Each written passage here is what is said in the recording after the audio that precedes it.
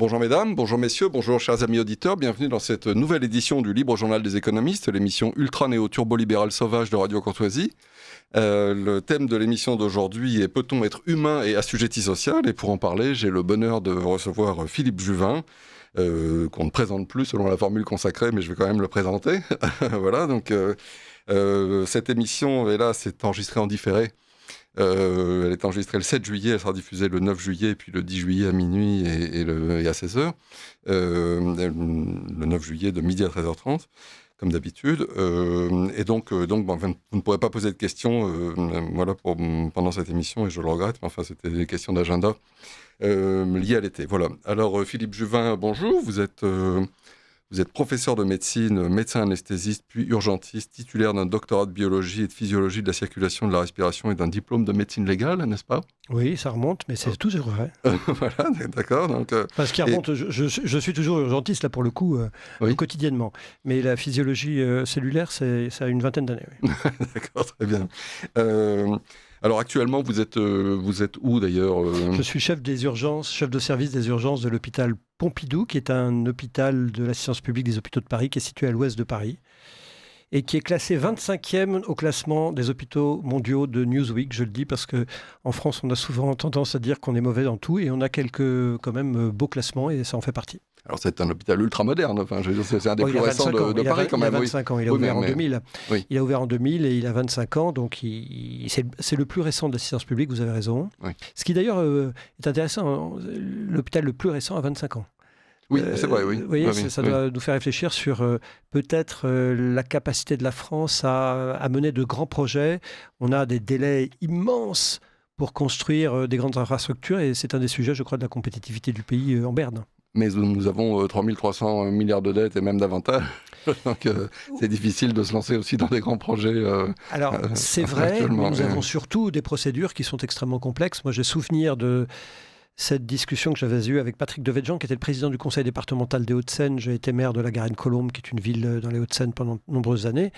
Et il avait travaillé pour connaître le nombre de structures ou de normes qu'il fallait remplir pour construire un mètre carré de bureau dans les Hauts-de-Seine. Oui. Il y avait 21 ou 23 structures officielles qu'il fallait concerter avant d'avoir le droit de construire. Donc on a un vrai sujet de compétitivité par poids des normes et par écrasement administratif. Ça, c'est un sujet majeur français. Yves Lenné, l'un de mes invités, qui est aussi, qui est avocat en France et en Allemagne, et agréé pour les comparaisons juridiques, disons, entre ces deux pays, identifiait 8 millions de normes différentes qui s'appliquaient à un Français aujourd'hui. Oui. Ça fait partie des gros problèmes de notre pays, et on aura peut-être l'occasion d'en parler aussi. J'avais entendu Guillaume Poitrinal parler, donc l'ancien patron d'un grand ensemble de centres commerciaux, et depuis une quinzaine d'années, patron d'Oudéum, qui construit des grands bâtiments en bois, avec des structures en bois, et il expliquait qu'il fallait jusqu'à 7 collectivités territoriales, que 7 collectivités territoriales donnent leur accord en France pour réussir à construire ou faire construire un bâtiment, et que chacune des 7 pouvait dire non et mettre. Et d'ailleurs, plus passionnant, plus intéressant peut-être encore, j'ai eu Denis Père comme invité, et c'était pas dans le cadre de l'émission d'ailleurs qu'il m'a dit ça, c'était quelques semaines après, j'ai eu l'occasion de le recroiser, et il m'expliquait que, alors il travaillait sur un projet des projets de pompage turbinage. Son entreprise s'appelle Nature and People First, et donc il m'expliquait que certaines collectivités territoriales donnaient leur accord et, suite à une élection, par exemple, le retiraient. Alors pendant ce temps-là, évidemment, il avait payé tous les ingénieurs. En plus, il fait quelque chose qui c'est très environnemental, disons, puisqu'il s'agit de faire du pompage-turbinage pour emmagasiner de l'énergie type éolien ou photovoltaïque. Et donc voilà, il avait payé les ingénieurs, il avait payé les armatures, les plaques de zinc, le béton, etc. Voilà, et tout ça, c'était perdu. C'est terrible. Oui, pour aller dans le même sens, le grand chantier qui a rendu les Français fiers, celui de Notre-Dame, a été rendu possible assez rapidement. Pourquoi ? Parce qu'on a fait sauter le mur des normes habituelles. Voilà. Aux États-Unis, on considère que quand on construit une usine, on met 4 fois moins de temps qu'en France quand on construit la même usine. Donc encore une fois, nous allons parler aujourd'hui, je crois, d'économie, de compétitivité, de paupérisation du pays. Mais un des éléments clés, c'est le mur des normes. Et le mur des normes, le simplifier, ne coûte pas d'argent public. Donc il y a aussi des solutions qui permettent de faire des économies sans avoir à dépenser de l'argent. Tout à fait. J'avais entendu aussi un entrepreneur nous parler du fait que pour construire un entrepôt, en Allemagne, c'était 3 mois, en France, c'était 2 ans. Quoi. Donc minimum. Enfin, voilà, donc c'est dramatique. Et ça, c'est un coût. Quand on parle, par exemple, du coût des collectivités territoriales, on dit que ça n'est que 19% du total de la dépense publique, mais finalement, on oublie de parler du coût d'opportunité que représentent tous ces freins qui sont dramatiques. Enfin, vous avez raison. Il faut mettre... Alors, si on parle des collectivités territoriales, moi, je veux quand même dire 2-3 choses. Hein. D'abord, les collectivités territoriales, en termes budgétaires, ne participent pas au déficit de type maastrichtien puisqu'elles sont à l'équilibre du fonctionnement. C'est vrai. Ça, c'est un premier point. Vous savez que vous ne pouvez pas, quand vous êtes maire ou président d'un département, emprunter pour payer le fonctionnement, seulement pour l'investissement. Ce que l'État, évidemment, ne s'oblige pas. Ne s'oblige pas. Bien sûr, puisque je rappelle que novembre et décembre, assez souvent, sont vécus à crédit. Bien sûr, bien sûr. Par l'État. Et le poids des retraites, c'est 45% du déficit de l'année dernière, du déficit de l'État, ce n'est que les retraites, 45%. Donc c'est vraiment du frais de fonctionnement. Donc je pense que les collectivités territoriales sont beaucoup plus vertueuses en matière budgétaire que l'État. Deuxièmement, en revanche, ce qui est vrai, c'est qu'il y a eu un empilement administratif avec une multiplication des strates. Oui. J'ai cette histoire personnelle que je raconte. Je suis élu maire de La Garenne-Colombes, donc ville dans les Hauts-de-Seine, en 2001. Je vais voir le fameux Patrick Devedjian dont je vous parlais tout à l'heure, et il me dit, tu sais, il y a trop de niveaux. Il y a la commune, le département, la région, puis l'État. Il y a un niveau de trop. Ah mais il en manque. Et attendez, oui, et 20 ans plus tard, au lieu d'en avoir réduit, en fait, on en a augmenté, puisque entre la commune et le département, s'est créé ce qu'on appelle le bloc communal. Alors c'est parfois des intercommunalités, parfois des métropoles, parfois des établissements publics territoriaux. Et puis, vous avez créé, évidemment, des regroupements de régions qui sont de faux regroupements, puisque les régions regroupées ont gardé aussi des attaches territoriales. Donc, on a multiplié, en fait. On a multiplié les échelons, alors qu'il aurait fallu les baisser. Et ce qui est fort, d'ailleurs, c'est qu'on les multiplie maintenant au prétexte de les diminuer. C'est-à-dire que c'est ce qui s'est passé avec... après les intercommunalités, on a fait les interrégionalités, on va dire. Donc, c'est pire que ça. C'est-à-dire que toutes les lois de décentralisation... On fait voter des lois de décentralisation depuis une vingtaine d'années, et toutes les lois de décentralisation sont en réalité des lois de recentralisation, avec un abus de langage qui est très pervers, c'est qu'on ne parle plus des communes, vous avez sans doute entendu parler, on parle du bloc communal. Qu'est-ce que c'est le bloc communal ? En fait, ce sont des communes qu'on a regroupées dans des intercommunalités, souvent contre leur gré. Et moi, je suis un fervent défenseur de l'échelon communal. Pourquoi ? Parce que je pense d'abord que c'est un échelon démocratiquement entendable. Le maire est souvent la seule relation des gens qui n'ont pas de relation. Vous savez, la moitié des gens qui vivent dans nos villes et dans nos communes vivent seuls. Oui. Beaucoup de gens vivent seuls. Et la seule personne vers laquelle ils peuvent se retourner, parce qu'ils le connaissent, c'est le maire. En revanche, ils ne savent pas qui est le président de l'intercommunalité. Or, les gouvernements successifs depuis 10 ans maintenant nous vendent l'idée qu'on renforce les communes, alors qu'en réalité, on les affaiblit en donnant leur pouvoir, leur commune, à cet échelon intercommunal. Et puis, on vote pour son maire, on ne vote pas pour ces échelons intercommunaux qui sont, Absolument. Qui sont des échelons de... Le maire est à portée d'engueulade, dit-on souvent. Oui, bien sûr, à portée de claque. C'est lui que vous allez voir quand ça ne va pas. Je n'appelle pas à la violence. Mais... Non, mais bien sûr, en fait, j'avais entendu... Le maire, c'est celui qui est là, c'est à la fois l'assistant social, le bâtisseur, l'animateur. C'est celui qui règle les questions. Et c'est vrai qu'on l'a noyé. D'une certaine manière... Je me souviens quand j'ai été élu maire il y a longtemps, quand j'avais des difficultés, j'allais voir les services de l'État qui m'aidaient à les résoudre. Oui. Et d'une certaine manière, alors ce n'est pas valable pour tout, et en particulier dans mon département, j'ai la chance d'avoir un préfet excellent, mais parfois, quand on va voir les services de l'État, on a l'impression qu'ils vont nous compliquer l'affaire. Donc parfois, on hésite d'aller les voir. Mais en tout cas, le redressement du pays passera par une étape de décentralisation réelle, où on donnera du pouvoir aux communes, où on allègera le niveau des strates administratifs. Et encore une fois, en donnant du pouvoir aux communes, vous limiterez le recours à l'endettement pour le fonctionnement du pays. Oui, bien sûr. Je suis moi aussi un grand défenseur de la démocratie communale, on va dire. D'ailleurs, Tocqueville a écrit un joli texte là-dessus, sur le fait que les institutions démocratiques s'éduquent aussi au niveau communal. Et il faut que les maires aussi organisent des votations, des référendums, des choses comme ça, consultent davantage leurs si on veut creuser cet échelon démocratique local, moi, voyez-vous, je me suis toujours opposé, alors c'est anecdotique, mais quand même, je pense que ça a un sens, je me suis toujours opposé à la mise en place des machines à voter. Oui, bien sûr, oui. J'ai ça à Courbevoie, c'est une honte. Parce que... dans votre circonscription dans ma commune, non. Parce que je trouve qu'il y a un cérémonial républicain qui consiste à participer au dépouillement. Bien sûr. Et quand j'étais enfant, on m'emmenait voir le dépouillement, et c'est peut-être là où j'ai appris ce que signifiait la démocratie. Bien sûr, et j'ai dépouillé moi-même, et je trouve ça très sain. Et c'est là qu'on apprend les choses. Tout à fait, bien sûr. Et de la même manière, on voit comment ça fonctionne, il me semble que le recours au vote électronique, certains diront le vote par correspondance, certains le souhaitent. Je ne le souhaite absolument pas. C'est-à-dire que voter, ça consiste à faire un effort, se déplacer, s'exprimer. C'est un peu comme si vous disiez, eh bien, il n'y a plus nécessité pour entretenir une vie sociale de se voir. On va tout faire à distance. Eh bien non, on voit bien quand on ne se voit plus, on est moins concerné par l'autre. Et donc, de la même manière, le vote par correspondance peut avoir un effet extrêmement délétère. Et puis, vous savez, je le vois quand on reçoit des mails de gens pas contents, le mail de 3h du matin du gars qui n'arrive pas à dormir, qui a mal à la tête, qui s'est engueulé avec son mari ou sa femme, et qui vous envoie un mail vengeur. Moi, je ne veux pas que le vote devienne une sorte d'exutoire à toutes les colères, parce qu'ils auraient été faits dans la pulsion d'une émotion. Il est nécessaire qu'on garde un cérémonial républicain, qu'on se déplace à la mairie pour voter ou dans les bureaux de vote et qu'on vienne dépouiller. Ça fait partie de la démocratie représentative, telle que Aron disait qu'elle était nécessaire à l'épanouissement des peuples.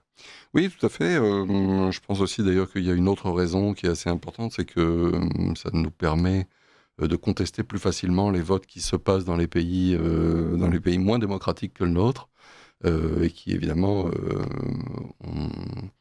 peuvent à bon droit dire puisque vous utilisez des machines à voter, nous aussi. Enfin, je veux dire, au nom de quoi est-ce que nous serions interdits d'utiliser des machines à voter? Et au nom de quoi les machines à voter seraient les seuls appareils humains qui ne seraient pas susceptibles d'être manipulés? Non, évidemment. Oui. Je me souviens d'ailleurs, au moment où ces machines à voter sont arrivées, il y a le fabricant qui a dit elles sont infalsifiables. Des informaticiens en ont acheté. Je crois qu'ils ont mis 1h30 à la falsifier. On appuyait sur le bouton, il y avait bien un bip, etc. Sauf qu'à la fin, c'était le résultat qu'ils avaient prédit, disons. Et derrière, le fabricant a dit oui, bon, alors dans ce cas-là, on donnera la clé au maire. Alors, j'ai une toute grande confiance en vous, en Jacques Kosowski, etc. Oui. Les mêmes maires. Enfin bref. Vous avez raison, mais peut-être que certains maires, j'aurais moins.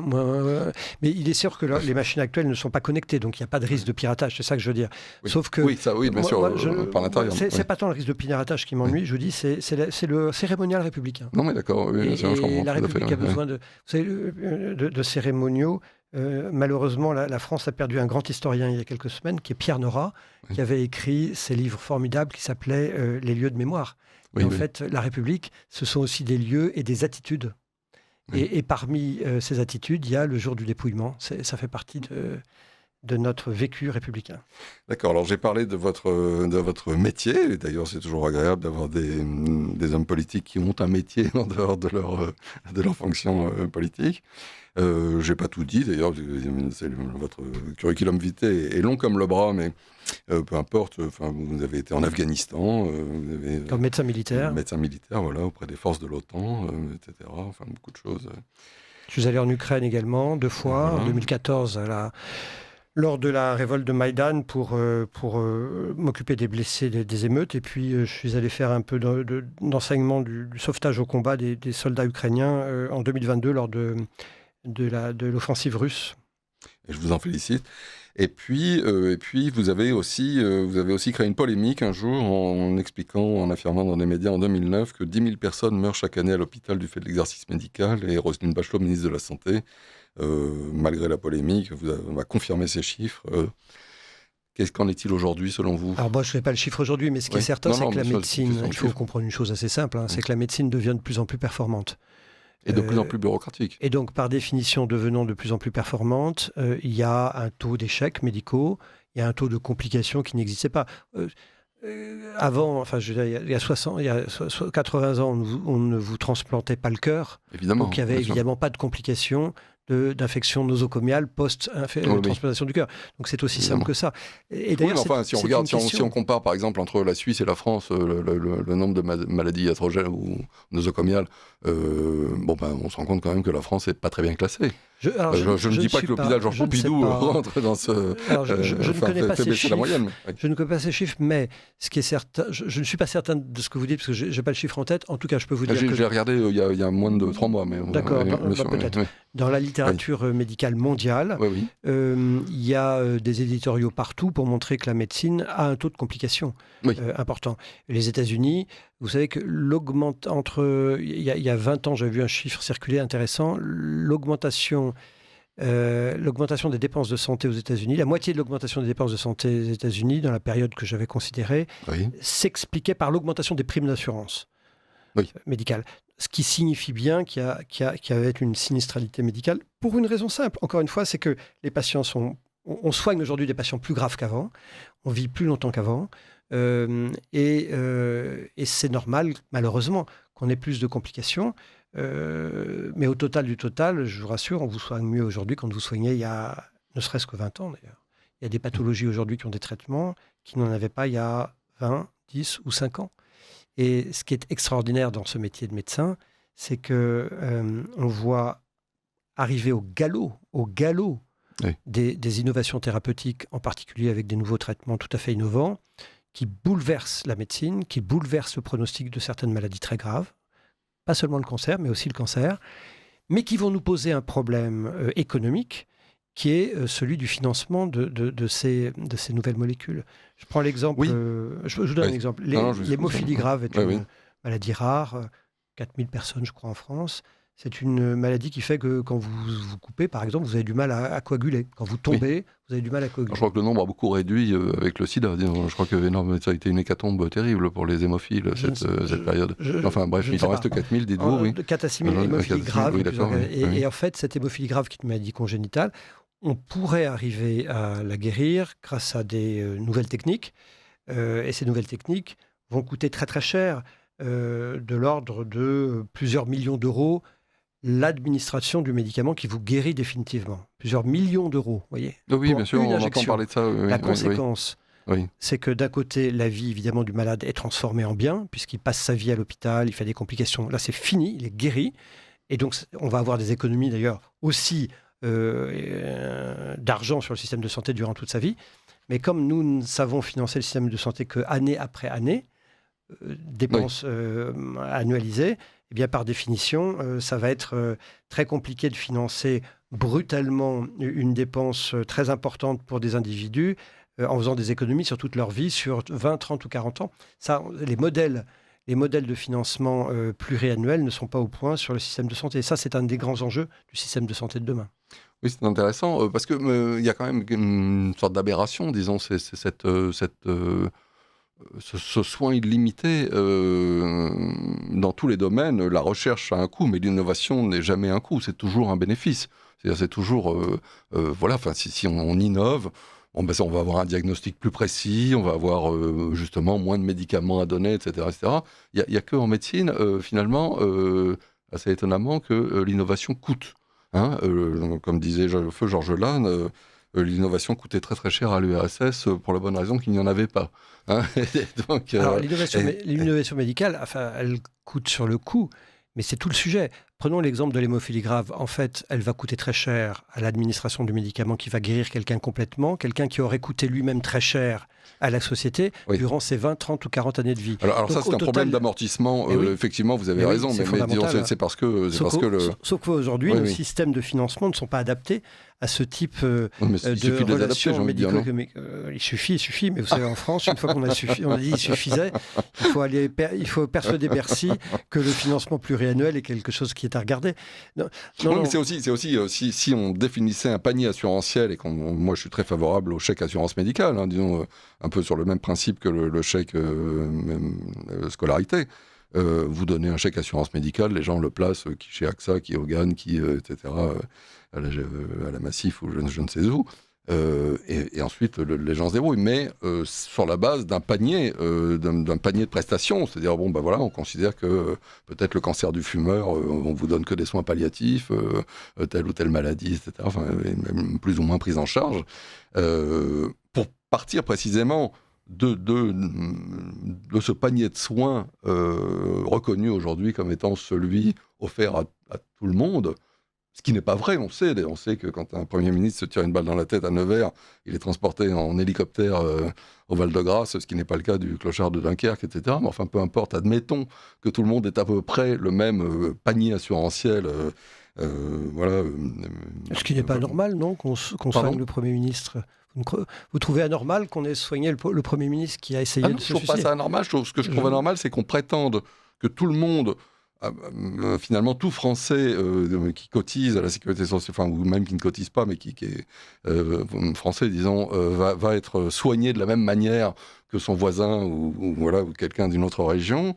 Et puis, on se rend compte que cette égalité n'est pas tout à fait réelle. Quelqu'un qui se tire une balle dans la tête à Nevers, enfin, je vais supposer, mais enfin, je ne veux pas rentrer dans des histoires de complot et tout, j'en sais rien. J'imagine que Pierre Bérégovoy s'est vraiment tiré une balle dans la tête sur les bords de la Nièvre. Oui, ce qui est le cas.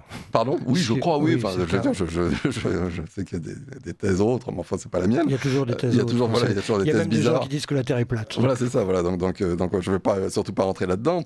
Mais ce qui est étonnant, disons, c'est que si moi je vais me tirer une balle dans la tête sur les bords de la Nièvre, c'est pas une bonne idée. Ça n'est pas mon intention. Voilà. Pas une bonne idée, vous avez raison. Je ne pense pas qu'on m'emmènera en hélicoptère au Val-de-Grâce, c'est sûr. Alors, et sinon, je suis tout à fait pour qu'on soigne Pierre Bérégovoy. J'ai aucun problème avec ça. Mais voilà. Non, bien sûr. En fait, je ne partage pas tout à fait votre avis. Il me semble, voyez-vous, qu'une des richesses du système de santé français, c'est que justement, on soignera tous les cancers de tout le monde et tous les infarctus de tout le monde. La vraie question, enfin une des vraies questions, c'est est-ce que du coup, il faut faire plus participer les Français à leurs dépenses de santé ? Moi, voyez-vous, il se trouve que je suis soigné pour une maladie auto-immune, je reçois un médicament c'est plusieurs injections par an, à plusieurs milliers d'euros.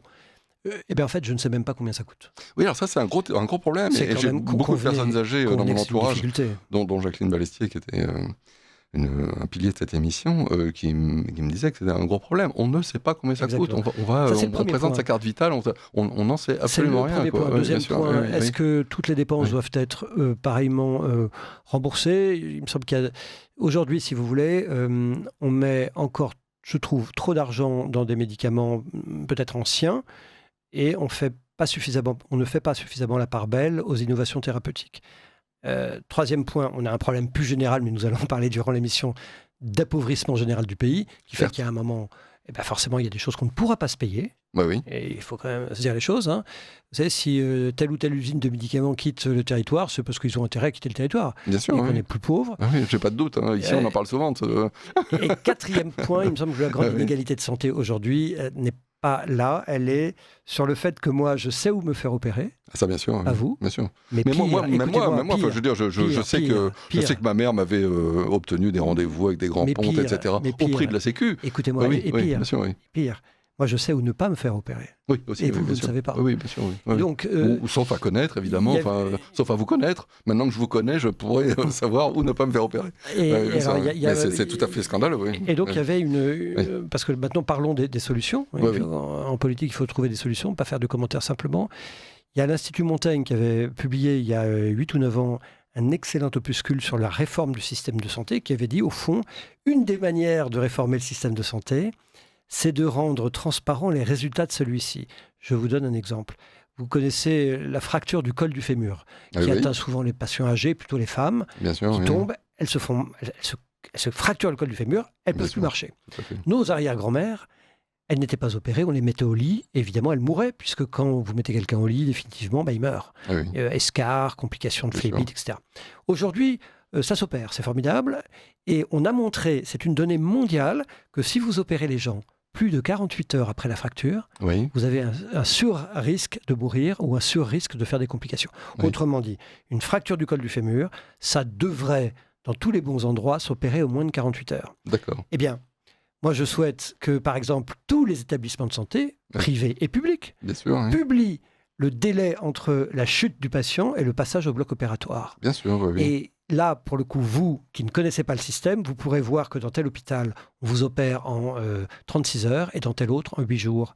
Et vous direz, oh là là, je vais plutôt aller dans celui de 36 heures. Bien sûr. Premier effet. Et deuxième effet, le directeur de l'hôpital où on opère la fracture du col du fémur en 5 ou 6 jours va se dire, je passe pour un imbécile et un incapable, et donc je vais essayer de m'améliorer. Autrement dit, c'est ce qui se passe, c'est la concurrence, et ça marche très bien. Exactement. L'amélioration de l'efficacité du système de santé en France passe par les publications des résultats, sans aucune sanction. Moi, je ne veux pas qu'il y ait de sanction. Non, mais, la sanction, c'est le marché. Enfin, disons, finalement, c'est la concurrence. C'est la concurrence. Et je vais m'améliorer. Et voyez-vous, cette proposition de rendre transparent les résultats des services publics en général, j'ai parlé de la santé, mais je pourrais en parler pour l'éducation, on en parlera peut-être tout à l'heure, permettrait probablement d'améliorer la performance des services publics. J'imagine que si je suis le directeur d'une école qui est mal classée par rapport à une école qui est bien placée, je vais faire en sorte je vais essayer de comprendre pourquoi et d'améliorer les choses. Et ce n'est pas simplement toujours une question de moyens, c'est une question d'organisation, de volonté, de prise de conscience. Donc, rendons transparents les résultats des services publics, et particulièrement en santé, et vous verrez, le système va s'améliorer. Ça coûtera 0 € d'impôt. 0 € d'impôt, soit. Mais, pardon ? Supplémentaire. Oui, bien sûr, ça j'entends bien. On a bien compris que on n'était pas dans un paradis libertarien. Oui, alors la question, c'est les syndicats vont pas être d'accord. Pourquoi je ne sais pas, j'ai l'impression que cette transparence, ils font tout pour l'éviter, justement. Ils veulent surtout pas que les gens soient consommateurs d'école, soient consommateurs d'hôpital ou de clinique. Le numéro du point qui se vend le plus chaque année, c'est le classement des hôpitaux. Oui.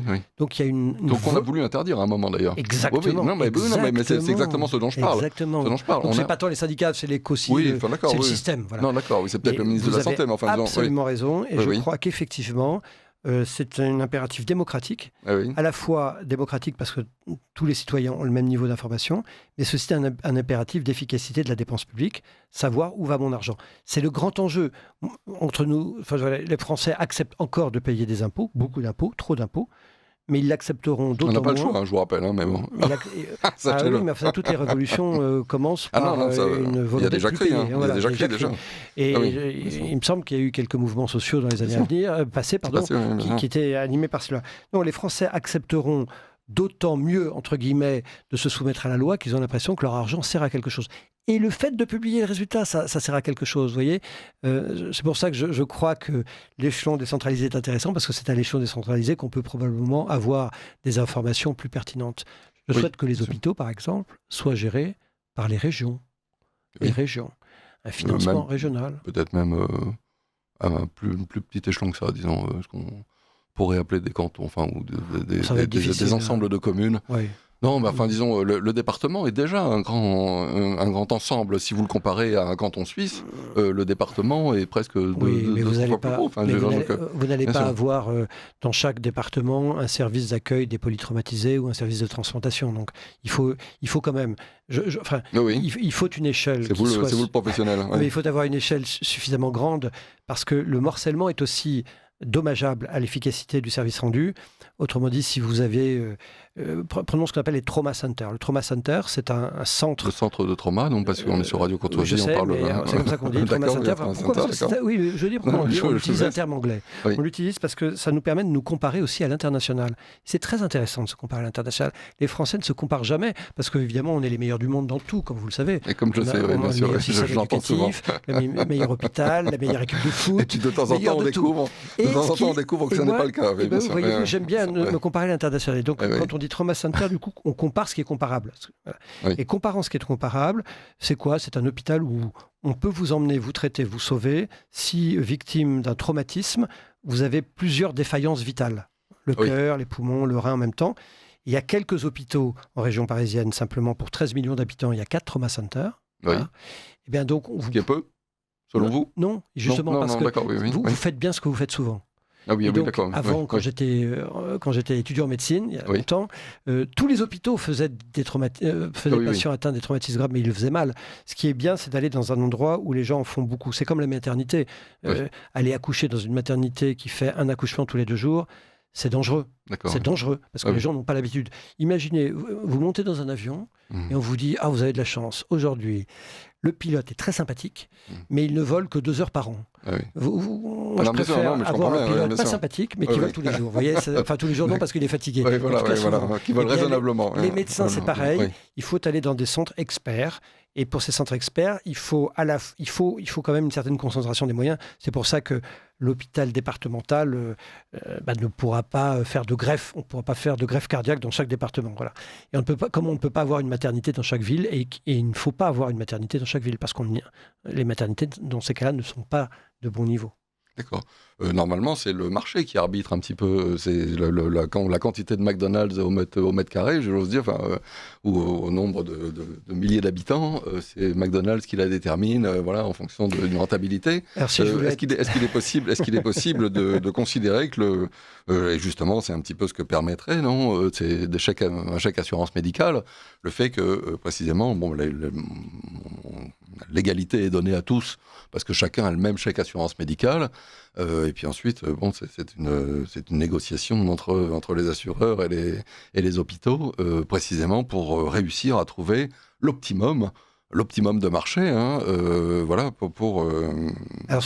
de vue de l'assureur. Sans vouloir faire de plaisanterie, comparé à McDonald's, l'effet de McDonald's sur la santé publique ne me paraît pas totalement démontré, vu le taux d'obésité après qu'on mange. Non, mais moi, ce qui m'intéresse là-dedans, quand même, c'est que je vois que oui, c'est la concurrence, et puis je vois que les jeunes des banlieues, ils ont les mêmes Nike au pied, ils mangent le même McDonald's, etc., que ceux des quartiers riches. En revanche, quand il s'agit de médecine, comme vous le disiez tout à l'heure, celui qui est un peu informé ou qui est dans un bon quartier, il se retrouve dans une super, il se retrouve à Henri IV ou à Louis-le-Grand, il se retrouve, etc. Et là, du coup, autant si vous allez au McDonald's qui se trouve rue Soufflot, là, à côté de la Sorbonne, vous avez exactement le même burger qui vous rend obèse, soit que celui qui est à la Garenne-Colombe. Non, il n'y en a pas, il y en a un à Colombe, voilà, pardon. Toujours veillé à ce qu'il n'y en ait pas. Ah oui, carrément. Mais pourquoi ça alors? Si je peux pourquoi pas de McDonald's à la Garenne-Colombe ou de Burger King d'ailleurs? Oui, c'est ça, oui. Parce que ça attire une population qui ne me paraît pas compatible avec la quiétude que j'aspire à voir vivre dans ma commune. Je ne savais pas que le maire avait le pouvoir d'interdire un restaurant donné. Le maire n'a pas le pouvoir, mais le maire peut rencontrer les gens qui veulent s'installer en leur expliquant qu'il considère que ce n'est pas une bonne idée. Aller plutôt à Courbevoie ou à Colombe, mais pas à la Garenne. Non, en tout cas, j'ai toujours dit aux gens qui voulaient ouvrir un McDonald's à la Garenne-Colombe que je trouvais que c'était très bien. Derrière la voie de chemin de fer, il y en a un et ça suffit largement, il n'est pas à la Garenne. Je reviens sur l'affaire de la concurrence en santé. Je suis moi très favorable à un système public et privé à armes égales, c'est-à-dire que les tarifs doivent être identiques, les obligations doivent être identiques. Toutes les obligations. C'est-à-dire les obligations de recevoir des patients précaires comme des patients non précaires, de faire toutes les pathologies et je pense de couvrir toutes les pathologies, pas simplement les plus rentables, parce qu'il y a des pathologies rentables dans l'assurance maladie a des grilles, c'est ça, oui. Et qui fait que quand vous opérez un malade d'une pathologie A, l'hôpital ou la clinique va gagner plus que quand vous l'opérez d'une pathologie B. Et puis il y a aussi mais ça, c'est parce que les tarifs et les remboursements de la sécurité sociale sont fixés. Et s'appliquent d'ailleurs aux assurances privées. Et pourquoi ne pas les libérer? C'est ça la question. Parce que l'avantage d'un chèque assurance médicale, finalement, c'est qu'il n'y a plus de privé ni de public. Il n'y a plus que des centres, des hôpitaux, disons, ou des cliniques. Mais peu importe. C'est-à-dire, c'est ensuite... Alors, moi qui suis pour la concurrence, je vais défendre l'hôpital public. Il y a des choses qu'on ne fait qu'à l'hôpital public. Oui. Parce que, vous voyez, j'ai par exemple une patiente qui souffrait d'une maladie neurologique, qui est venue aux urgences, qui était en situation de rupture sociale. Impossibilité de la renvoyer chez elle. Elle est restée dans le service des urgences plusieurs mois. Dans le service des urgences, vous m'aviez bien entendu, plusieurs mois. C'est pas vraiment des urgences. Est-ce que vous croyez... Oui. Et la malheureuse, on ne pouvait pas la renvoyer parce qu'elle n'avait pas de lieu où aller. Je ne suis pas certain que dans un système purement privé, cette dame ait bénéficié de la sollicitude qu'on lui a montrée. J'ai beaucoup de sympathie pour cette dame. Enfin, je veux dire, vraiment, je souhaite que tous les êtres humains soient les plus heureux possibles. Mais n'oublions pas qu'il y a ce qu'on voit et ce qu'on ne voit pas, comme disait Frédéric Bastiat, et que si cette dame, son séjour, disons, est payé par les impôts, c'est qu'il y a d'autres gens qui n'ont peut-être pas les moyens non plus. Vous avez raison, il n'y a pas de repas gratuit. Voilà, il n'y a pas de repas gratuit, et donc ça veut dire qu'il y a des gens qui pourraient se loger avec cet argent qui ne peuvent pas le faire ou pas dans d'aussi bonnes conditions. C'est pour ça que je pense qu'il faut un système mixte avec par exemple, de la concurrence entre l'assurance maladie et les mutuelles. C'est pour ça que je suis très opposé à ce qu'on appelle la grande sécu. Vous savez, il y a des gens qui disent qu'il faut que la sécu gère tout. Je pense que les mutuelles peuvent aussi participer à un système de concurrence qui améliore le service. Mais par exemple, je dis aux mutuelles, moi, ça m'embête un peu que ma cotisation à ma mutuelle, puisque j'ai une mutuelle, serve aussi à rembourser de la patamédecine, aurait dit Jarry. Oui, c'est des homéopathies, des rebouteux. Tous les rebouteux, etc. Et ça, moi, ça m'embête un peu. Et alors là, c'est l'avantage aussi, je crois, du chèque assurance médicale, c'est que finalement, moi qui ne crois pas non plus aux médecines bizarres, disons, aux médecines étranges. Vous êtes libre d'aller les voir, mais je ne veux pas que ce soit mon argent qui vous le paye. Et bien voilà, oui, non, mais c'est pour ça. Or, c'est le cas avec les assurances. Oui, mais ce n'est pas le cas avec un chèque assurance médicale. C'est que finalement, vous le placez ensuite. Moi, je suis plutôt favorable à un système qui consisterait à dire au fond, on essaie de calculer à peu près combien les gens consomment en moyenne de soins médicaux par an. Et à la fois un système avec une franchise où les 100, 200 premiers euros de l'année sont à la charge de la personne systématiquement pour éviter le nomadisme médical. Oui. Et peut-être un système qu'il faudrait travailler et sur lequel j'essaye actuellement de travailler, qui est un peu complexe, mais consisterait à dire, je ne sais pas, admettons que par an, vous allez coûter, je ne sais pas, 5 000 euros à la collectivité, je ne sais pas du tout si c'est une dur. Eh bien, si vous n'en dépensez que 1 000, eh bien, une partie des 4 000 que vous n'avez pas dépensés pourrait vous revenir. Et donc, vous seriez incité, comme ça, à éviter d'avoir votre armoire à pharmacie pleine de médicaments à ras-bord que vous n'utiliserez pas. Parce qu'il y a ce sujet, la médecine. Moi, j'ai des patients qui... J'ai une patiente, probablement avait-elle un problème psychologique, mais qui venait tous les 3 jours aux urgences. Bien sûr. Et en fait, c'est gratuit, puisqu'en fait, c'est pas gratuit d'ailleurs. C'est bien scandale, oui, c'est ça. Mais donc, voyez-vous, je pense que c'est peut-être plus... c'est dans la mode d'application. En tout cas, la remise en cause de la différenciation entre un système public et privé, moi, ne me va pas, parce que dans le public, on fait des choses que le privé ne fait pas. Par exemple, que le privé ne fait pas aujourd'hui, mais sinon... À l'enseignement, par exemple. Pardon ? Le privé ne forme pas les médecins et les infirmières externes, fait très peu de recherche clinique. Non, mais, comme disait Feu Jacques Garello, si vous supprimez la télé, les gens ne regardent pas le mur. Vous voyez ce que je veux dire ? C'est à partir du moment où la télé est là, disons, à partir du moment où l'État se charge gratuitement de la formation de tous les médecins, c'est sûr que c'est sans doute pas rentable de former des médecins à des tarifs prohibitifs. L'État paye les hôpitaux publics pour les former. L'État paye les hôpitaux publics pour former les médecins, les internes. Non, mais de toute façon, je suis ravi qu'il y ait des médecins qui soient formés. Je suis ravi de profiter D'ailleurs, profitez-en parce qu'on a tel déficit de médecins qu'on fait venir beaucoup de médecins de l'étranger qui sont indispensables. Mais la question se pose de la vérification de leurs connaissances aujourd'hui. Oui, on m'a fait un deuxième nombril comme ça. Sujet majeur. Je me suis fait opérer d'une appendicite tardivement, là, à 50 ans et plus, et j'ai eu droit à un deuxième nombril. Un médecin, sur la plage, venu de l'étranger. Voilà, c'est ça. C'est un peu comme le troisième téton de Mister Scaramanga. Là où c'est compliqué, c'est que sans les médecins étrangers, aujourd'hui, le système ne fonctionne pas. Il ne fonctionne pas. Oui, bien sûr, mais c'est aussi le numerus clausus qui avait été... C'est la conséquence d'un numerus clausus absurde. Mais sans les médecins étrangers, le système de santé s'écroule.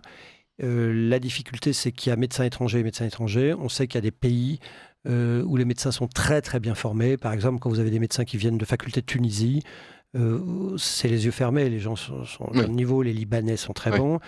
D'autres pays, c'est plus hétérogène.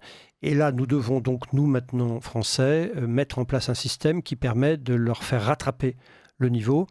Et ma petite inquiétude est là, c'est nos capacités de formation se sont baissé. Oui. Aussi, tout simplement parce que le nombre de médecins au total a baissé. Et parmi les médecins totaux, vous avez les médecins qui sont comme moi des universitaires pour former les autres. Donc, on est dans une situation où il n'y a pas que les médecins praticiens qui manquent, il y a aussi les praticiens qui forment les futurs médecins. Et là, le retard peut être très dommageable. Mais toutes ces questions-là, j'ai l'impression qu'il faut surtout jouer sur les incitations, toujours. C'est là que le marché a quand même beaucoup d'avantages. Vous parlez du fait qu'il n'y a plus assez de médecins parce qu'il y a un numerus clausus à un moment, etc.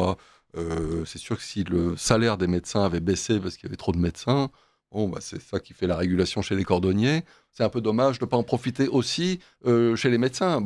Les cordonniers, en l'occurrence, il n'y en a plus d'ailleurs, parce qu'on n'a plus besoin de cordonniers aujourd'hui. Alors, il me semble, voyez-vous, que chez les médecins, d'une certaine manière, le travailler plus pour gagner plus de Sarkozy, il y a une quinzaine d'années, je n'ai plus maintenant de candidats de médecins qui veulent venir travailler à temps plein dans le service. Alors que c'est un service plutôt réputé.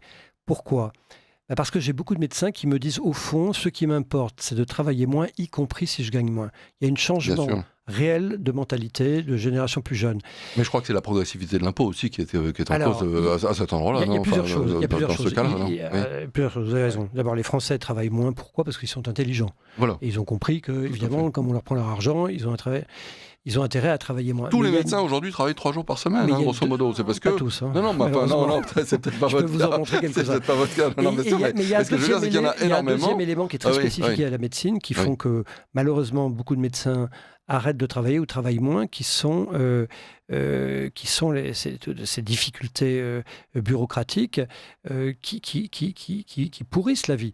En fait, moi, je crois que les gens sont prêts à travailler dans tous les métiers. Dans tous les métiers. On parle des médecins, on pourrait parler des infirmières, mais aussi de métiers qui ne sont pas dans la santé, à condition qu'on donne du sens à leur existence. Or, le sens, il est bouffé par une machine de contrôle administratif, d'hyper-contrôle administratif permanent, qui fait que vous avez l'impression de ne pas passer suffisamment de temps auprès des patients pour ce qui est des médecins. Moi, je ne serais pas surpris de vous dire que dans une journée que je passe aux urgences, la moitié de mon temps est devant l'ordinateur ou le téléphone.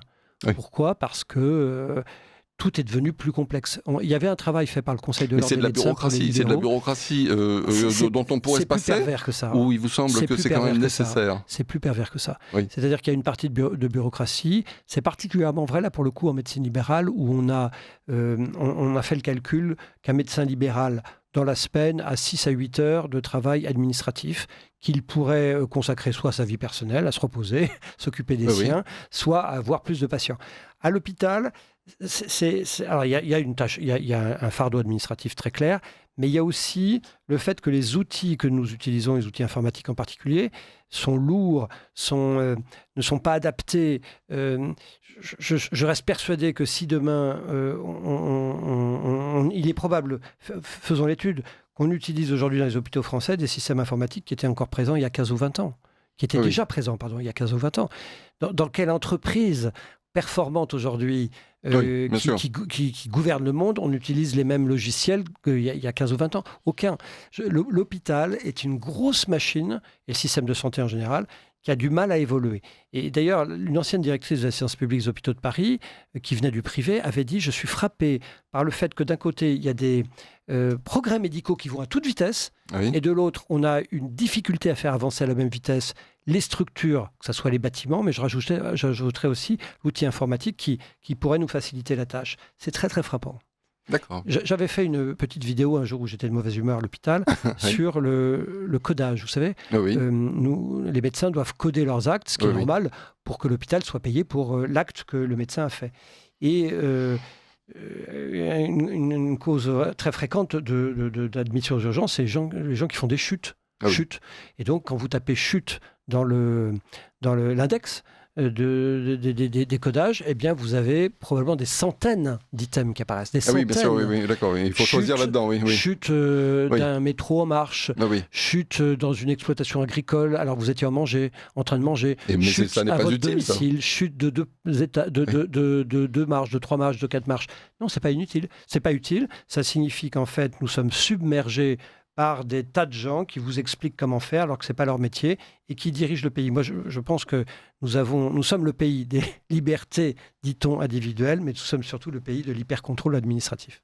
Alors, on va s'interrompre quelques instants. Vous êtes à l'écoute de Radio Courtoisie et on écoute un bobino et on revient en studio immédiatement. Vous appréciez cette émission ? Alors aidez Radio Courtoisie à en produire d'autres. Rendez-vous sur soutenir.radiocourtoisie.fr. Merci d'avance. Retour en studio avec Philippe Juvin, donc médecin de grande qualité, Merci. Vous dirigez donc le service des urgences de l'hôpital Georges Pompidou à Paris, et puis aussi élu. Et donc nous parlons. L'émission est enregistrée le 7 juillet et diffusée le 9 et le 10. Nous parlons, sans le secours des auditeurs, des problèmes de la médecine française. Je crois, pour rebondir un petit peu sur ce que vous disiez tout à l'heure, il y a un autre problème, je crois, avec la sécurité sociale, c'est le fait de payer les arrêts maladie. C'est-à-dire que c'est un domaine, il y a le chèque ou l'assurance médicale, la partie assurance médicale de la sécurité sociale, disons, qui pourrait, à mon avis, être facilement remplacée, donc par des chèques assurance médicale. Vous n'êtes peut-être pas tout à fait d'accord, peu importe.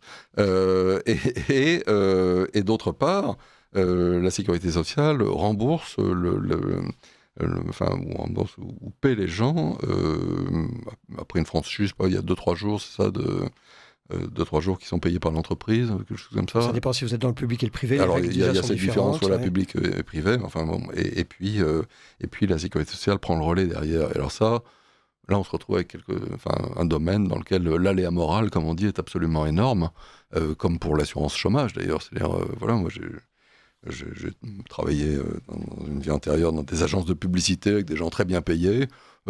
Ça m'est arrivé dans des agences dont le patron n'était pas très motivant, disons, de voir un tiers du personnel qui n'attendait qu'une seule chose, être foutu au chômage pour pouvoir toucher un salaire très convenable, amputé, mais restant très convenable. C'est absolument scandaleux, et c'est cet aléa moral. Il y a des gens qui sont en arrêt maladie pour des raisons psychologiques peut-être tout à fait réelles d'ailleurs, c'est pas la question, mais ils se retrouvent payés par la collectivité, et c'est quand même une grande cause de déficit de la sécurité sociale. Alors de quoi parle-t-on? Effectivement, en 2017, les indemnités journalières, c'est-à-dire le paiement par l'assurance maladie des arrêts de travail, c'était de l'ordre de 8 milliards d'euros. Je crois qu'on est à 18 milliards en 2024. Donc il y a une augmentation très importante. Voilà.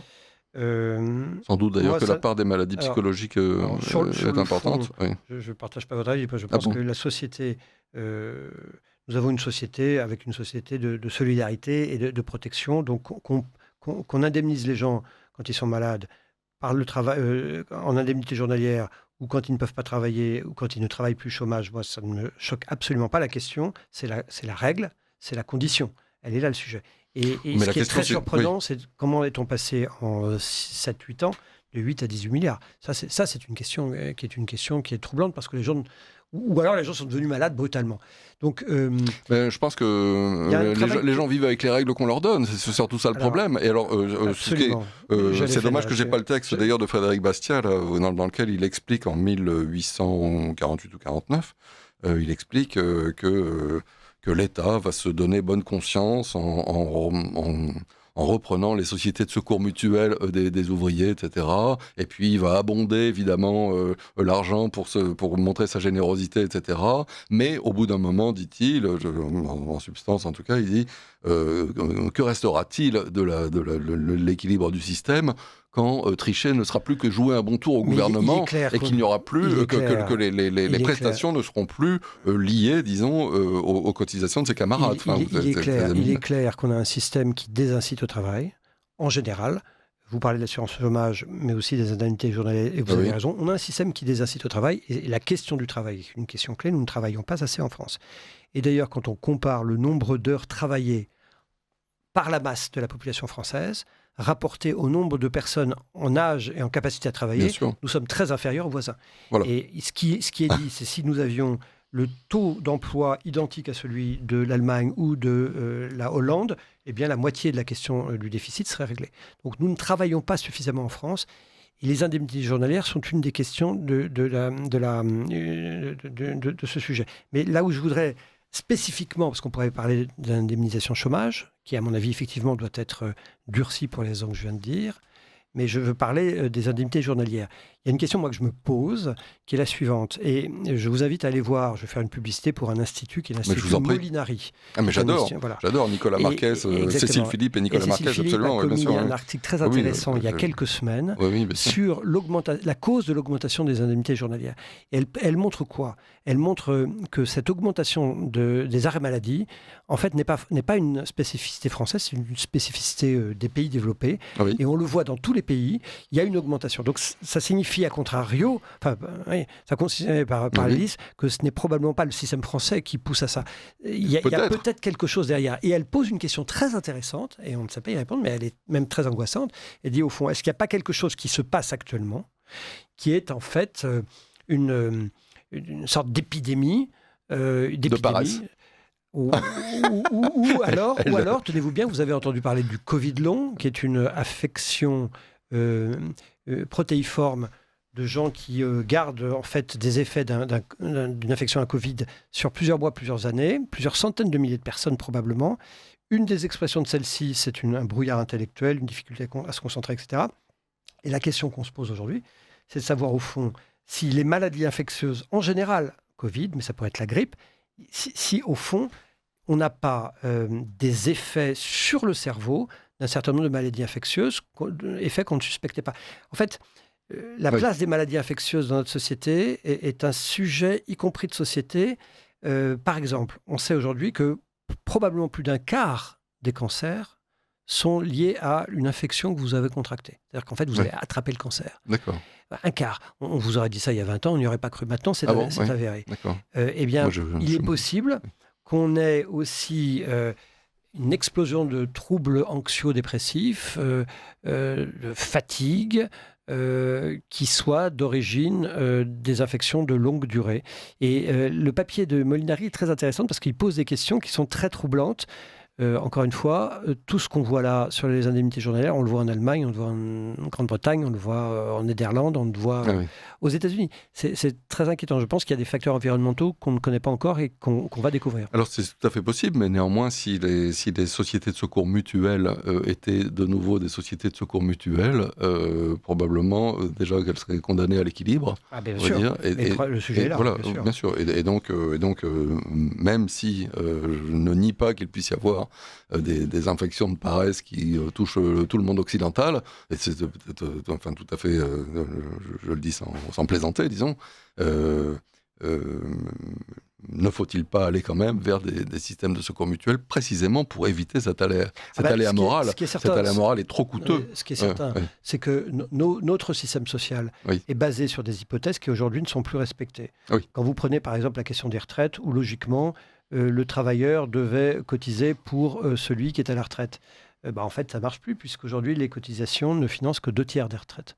Et donc, 1 tiers, c'est quoi ? C'est le budget de l'État. Ce sont des taxes affectées. Et on voit bien que le système par répartition, inventé à un moment où, effectivement, il y avait une vraie solidarité qui marchait, c'était un système qui tournait à l'équilibre, ne fonctionne plus. Il a été inventé par Pétain, quand même, en nationalisant toutes les retraites par capitalisation de l'époque. C'est un scandale. D'ailleurs, il était prévu de le supprimer à la Libération, mais évidemment, la suppression était trop coûteuse. Ne parlons pas du fait qu'elle est encore plus coûteuse aujourd'hui. Enfin, je veux dire, c'est pas tant qu'elle était coûteuse, c'est qu'elle fonctionnait, puisqu'à l'époque, vous aviez suffisamment de gens qui travaillaient pour financer les retraités. Oui, je crois d'ailleurs que c'est pour ça que Giscard Chirac, je crois que c'est pour ça que Giscard Chirac, on créé le regroupement familial, disons, c'était aussi pour réussir à redresser la pyramide démographique française. Voilà, c'est le calcul. Alors comment fait-on sur les retraites ? D'abord, vous avez raison. Il y a la question de la natalité. Il faut relancer la natalité puisqu'on fait moins d'enfants.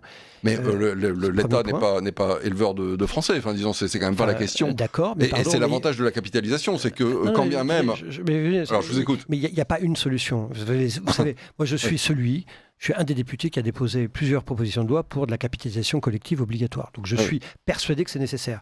Mais ne faisons pas l'erreur de dire que c'est la solution. C'est faux. C'est pas vrai, ce n'est pas la solution parce qu'il va falloir 20 à 30 ans pour la monter en charge. Tout simplement parce qu'on ne sait pas cotiser 2 fois à la fois de la capitalisation collective obligatoire et à la fois de la répartition. Ah non, mais qu'il y a un problème de transition. Ça, je suis complètement d'accord. La politique, c'est un art d'exécution. Ah non, mais tout à fait. C'est la grande différence entre ceux qui font des dissertations et les hommes politiques. Je ne suis surtout pas en train de vous dire que le problème ne se pose pas. Voilà. Je dis juste que une décision mauvaise a été prise sous Pétain, qu'elle a été prolongée, que le système est de pire en pire chaque année, et qu'il faut établir cette transition. Ce qui m'intéresse, ce sont les solutions. Alors justement, Jacques Garello et Georges Lannes, tous les deux morts, ont écrit... La mise en place d'un système par capitalisation collective obligatoire est indispensable, mais ça n'aura des effets que dans 20 ou 30 ans. Donc attention, ne nous excitons pas trop là-dessus. Ce n'est pas la solution de sortie, parce que d'ici là, on aurait fait faillite. Deuxièmement, il faut évidemment relancer la natalité.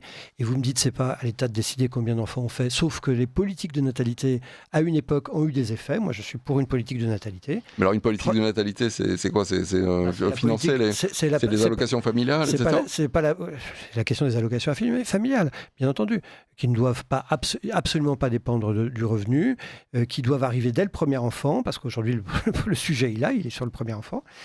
Troisièmement, il y a évidemment, je me semble sur les retraites, le principe général, c'est que les gens doivent partir à la retraite quand ils veulent. Cette affaire de l'âge légal ou du nombre de trimestres. Non, c'est délirant, on est d'accord, bien sûr. Vous partez à la retraite quand vous voulez, mais évidemment, vous en subissez ou vous en assumez les conséquences. Avec une neutralité actuariale, ce qui est très important, c'est-à-dire le fait qu'on ne punit pas les gens qui partent avant 67 ou après, etc. Évidemment, modulo le fait que le mineur de fonds a un travail plus pénible que le vôtre. Évidemment, peut-être, il faut quand même le moduler. Sachant qu'il meurt plus jeune, très probablement, à cause de ce souci-là. Il faut permettre aussi que l'État, quand il embauche un fonctionnaire, mette de l'argent de côté pour les futures retraites des fonctionnaires, ce qu'il ne fait pas. Il ne provisionne pas, l'État ne provisionne pas les retraites de ses fonctionnaires. Alors, et ça, c'est un problème majeur. J'ai cru comprendre que, justement, l'État prétendait... Je termine là-dessus. Et en fait, il faut travailler plus. Ça fait partie de l'équation générale. C'est comme ça qu'on règle la question des retraites. Et vous voyez... il y a beaucoup de choses, je suis d'accord. Ce qui m'ennuie, je veux dire. Je suis un partisan fervent de la capitalisation collective. Mais ce qui m'énerve... Et individuel, non ? Pourquoi individuel, ça existe déjà. Hein. Vous avez le droit de capitaliser. La capitalisation collective obligatoire, c'est une trouvaille Molinari, entre guillemets, que je défends aussi beaucoup. Ce qui m'énerve, c'est que les gens qui défendent cette idée comme moi, en fait, la défendent souvent comme l'alpha et l'oméga de la réforme. Mais non, je suis désolé, c'est pas possible, ça ne marche pas tout seul, parce qu'on a un problème de tuilage, et on va pas pouvoir faire... il va falloir tenir 30 ans, vous voyez.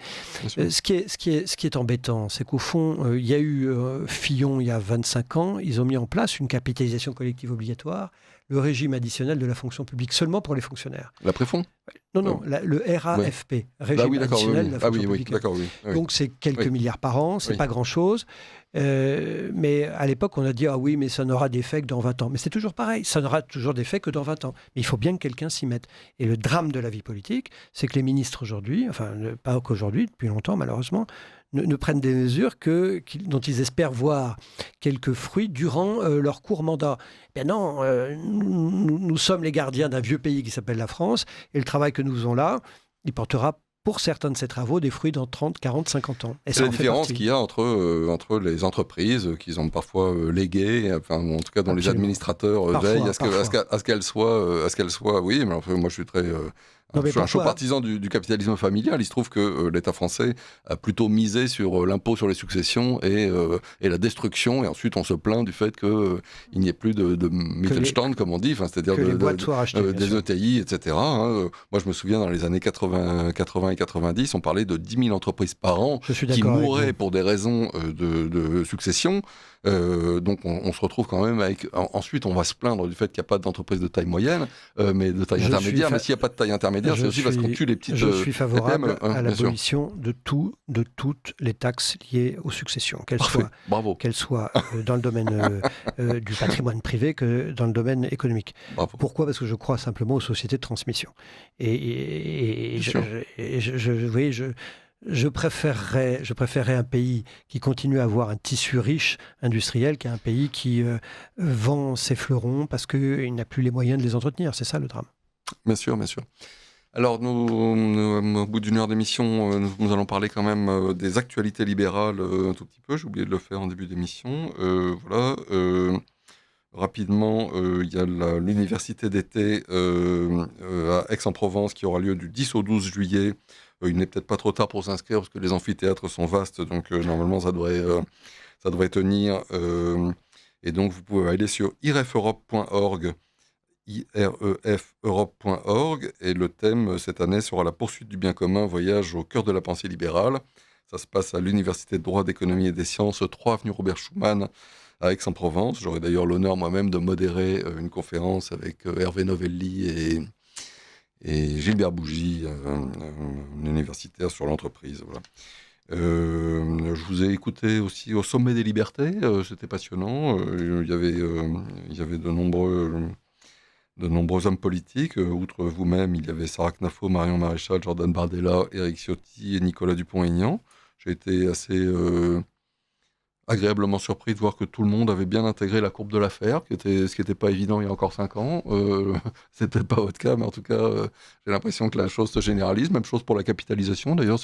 C'est une idée maintenant qu'on entend souvent, alors on l'entendait assez rarement autrefois. Elle n'est plus honteuse. Elle n'est plus honteuse, voilà, c'est ça. Donc c'est une assez bonne nouvelle. Vous avez en même temps, il y a eu un paradoxe parce que certaines personnes, au demeurant tout à fait estimables, qui étaient à ces tables rondes, continuent, par exemple, à refuser la réforme des retraites.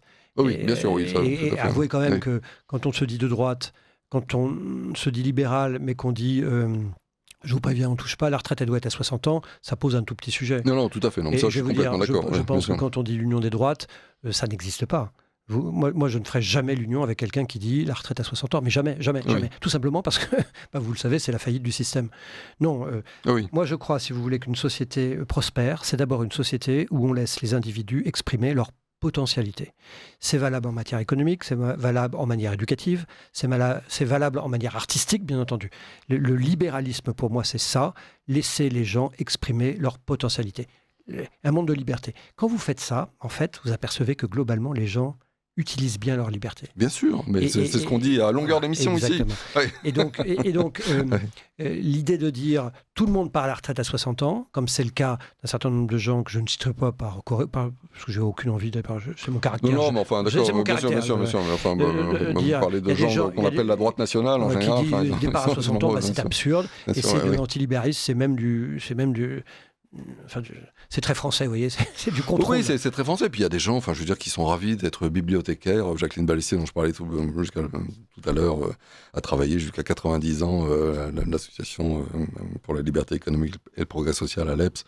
Voilà, elle était très heureuse d'aller au travail tous les jours, etc. Donc, en l'occurrence, elle n'était pas payée. C'était dans un cadre associatif. Mais je veux dire, il y a beaucoup de personnes qui, au contraire, disons, vivent d'autant plus vieux. C'est la théorie de Cameron avant qu'il fasse sa bêtise sur le Brexit. Oui. C'est ce qu'il appelait la Big Society, où il considérait qu'une société où vous allez donner du pouvoir aux individus, en particulier à l'échelon décentralisé, facilite l'éclosion et l'évolution de la société. Il avait créé ce qu'on appelait les free schools. Son idée était absolument géniale, moi je trouve, qui était de dire, vous n'êtes pas content de l'école du quartier où vos enfants vont. On considère que, votre enfant coûte à la collectivité, 10 000 livres par an. Vous pouvez ouvrir une école, sous contrôle évidemment que les programmes soient respectés, 2-3 bricoles très importantes, et l'État va vous allouez une somme équivalente au coût de votre enfant aux 10 ou 20 enfants qui vont vouloir participer à l'aventure avec leurs parents, et vous ouvrez une école, une free school, une free school. École libre. Oui, bien sûr, mais c'est pour... c'est une école publique, libre. Oui, bien sûr, mais libre. Tout à fait. Et qu'est-ce qui s'est passé ? On a vu le niveau de toutes les écoles augmenter. C'est toujours pareil. Bien sûr, c'est ce que je vous disais tout à l'heure sur la fracture du col du fémur. Quand vous rendez public le résultat, les gens améliorent leurs résultats parce que vous les laissez libres. Ça marche très bien pour les boulangeries. Il faut essayer d'établir les mêmes incitations dans les autres domaines, à savoir, par exemple... Le prix du pain, le prix de la baguette était régulé. Oui. Voilà. C'est vrai qu'à Moscou, en 1980, le prix de la baguette était régulé. Oui, le pain était moins bon. En France aussi, d'ailleurs. Le pain était... Vous parlez de Moscou, je parle aussi de Paris. Mais le pain était moins bon. Et c'est très, très sérieux. Le pain, en 1980, en France, était moins bon qu'aujourd'hui. Aujourd'hui, le pain est bien meilleur. Parce qu'on a laissé les boulangers, d'abord, inventer des pains nouveaux. Qu'est-ce qui se passe ? On invente des pains nouveaux. Et puis celui qui fait de mauvais pains, soit il disparaît, soit il améliore ses pains, et très souvent il les améliore. Et regardez le transport aérien. Et c'est ce qui se passera pour les écoles, c'est ce qui se passera. Il n'y a plus personne qui vend des vieux téléphones S21 aujourd'hui. Enfin, je veux dire, les gens, s'ils n'ont pas des Apple, ils ont des Samsung, mais regardez le transport aérien. Voilà, oui, par exemple, même chose. Je suis corse. En Corse, malheureusement, pour des tas de raisons politiques, il y a très peu de concurrence sur le transport aérien. Aller de Paris à Ajaccio coûte plus cher que d'aller de Paris à New York. Oui. À une époque, je me souviens d'ailleurs. C'est scandaleux. C'était parce qu'il n'y a pas de concurrence. La ligne la plus chère du monde, c'était le Paris-Nice par Air Inter. C'était la ligne la plus chère du monde. Mais c'est ça, c'est-à-dire quand il n'y a pas de concurrence. De baisser les prix. Bien sûr. Et c'est toujours pareil. Et vous allez voir, les écologistes. Vous prêchez le pape, si j'ose dire. Oui, mais c'est très intéressant. Les écologistes disent on veut plus de trains que d'avions. Vous les entendez dire. Oui. Et ils disent en même temps, on ne veut pas d'ouverture à la concurrence des trains. C'est paradoxal. Si on veut plus de trains que d'avions, libérer la concurrence dans les trains, vous allez voir, le prix du train va baisser. Et ne faites pas payer trop cher les lignes de réseau ferré de France aux concurrents, parce que c'est pas eux d'absorber. C'est pas eux d'absorber non plus la totalité. Mais vous voyez, la concurrence, en fait, les écologistes qui qui se lamentent qu'on prenne trop l'avion, alors que l'avion est moins cher sur certaines distances que le train, devrait être pour la concurrence, parce que grâce à la concurrence, on prendra plus le train, et donc on sera plus écolo. Les écologistes devraient être pour la concurrence. Ah, mais de toute façon, les écologistes devraient être pour un monde plus organique, on va dire. Ils sont pour le bio, mais finalement, la concurrence, c'est l'état naturel de l'être humain, disons. C'est la liberté. Oui, on est bien content qu'il y ait quelques règles quand même. Ça s'appelle l'état de droit, je vous rappelle. Enfin, je veux pas. Non, mais je suis surtout pas l'ennemi de l'état de droit. C'est pas la question. Le drame des libéraux, le drame des libéraux en France, c'est que parfois, c'est qu'ils ne sont pas au pouvoir. Ils se caricaturent eux-mêmes. Mais parfois, ils se caricaturent eux-mêmes. Et les libéraux, moi, j'appartiens à des groupes de libéraux, et parfois ce que je reproche aux libéraux, c'est-à-dire à nous-mêmes, c'est l'excommunication, parce qu'il y en a toujours un qui vous dira « vous n'êtes pas assez libéral ». Vous savez, les dieux ont soif d'Anatole France, c'est exactement ça. Finalement, il y a toujours plus révolutionnaire que vous. Donc attention aux libéraux, je pense que si vous voulez une société de liberté, il faut que cette société, elle soit une société qui apprenne aussi que il faut que l'État a un rôle, et qui est un rôle important. À l'instant, je viens de parler de 6 hommes politiques dont les programmes me semblaient évoluer dans le bon sens. C'est dire à quel point je ne suis pas un libertarien révolutionnaire, disons, voilà. Enfin bref, bien sûr. Moi, vous savez, si l'État français en 2026 dépensait 1 euro de moins qu'en 2025, j'applaudirais des deux mains. Moi aussi. Donc vous voyez, je suis pas un dingue. C'est vraiment voilà. Et je sais qu'on en est loin. Malheureusement que vous laissiez vos mains dans vos poches. Voilà. Et je sais qu'on en est loin. Voilà.